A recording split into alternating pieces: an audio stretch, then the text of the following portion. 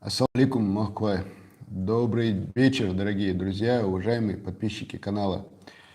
Так, сегодня у нас 2 декабря 2018 года. К сожалению, у нас часто, можно сказать, даже почти всегда так или иначе бывают всякие негативные моменты, негативные какие-то ситуации, истории по разным регионам. И мы о некоторых из них рассказываем, показываем. Не все пока, но некоторые показываем и рассказываем. Ну, для того, чтобы совсем уже наших подписчиков не угонять в депрессию, говоря обо всем плохом, время от времени рассказываем и будем рассказывать о каких-то приятных ситуациях, приятных случаях в том числе.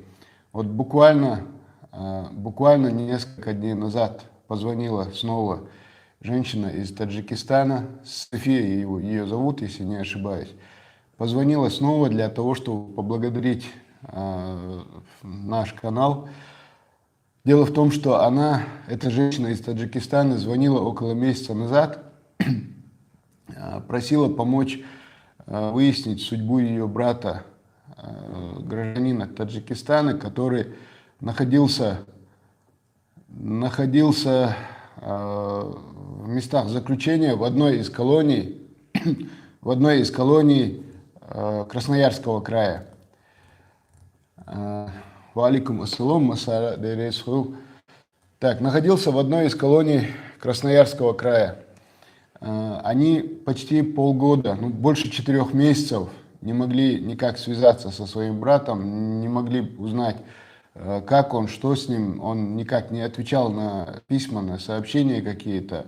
И как женщина нам сказала, администрация колонии также не отвечала ни на звонки, ни на сообщения. Она беспокоилась за судьбу брата. И получается так, что обратилась к нам на канал, на чеченский, войнахский канал Даймок онлайн. Мы связались с нашим представителем главы Чеченской Республики в Красноярском крае, Рамзаном Цакаевым, попросили его помочь женщине. И валикум ассалам, попросили его помочь женщине. И Рамзан Цакаев связался с общественными структурами, которые имеют доступ вот в эти исправительные учреждения, и через них узнал, что вот тот парень, таджик, он с ним со здоровьем все нормально, что он жив, здоров. Почему он не пишет, не звонит, не знаю, к своим родственникам, мы так и не узнали, к сожалению. Но что с ним относительно все в порядке. Относительно, я еще раз повторяю, насколько это может быть в колонии. Вот. И Рамзан Цакаев обязал через, опять же, своих знакомых, чтобы этот парень связался со своими родными. И, в общем, на этом наша миссия закончилась. Кроме того, что Рамзан Цакаев также сообщил об этой просьбе руководителю таджикской общины Красноярского края, который также связался с этой женщиной и, в общем, обещал дальше, пока он не выйдет на свободу, держать вопрос на контроле. И вот буквально несколько дней назад эта женщина звонила и просила всех поблагодарить, кто так или иначе принимал участие в этом вопросе. Сказала, что родственник вышел с ними на контакт, что теперь с ними все в порядке.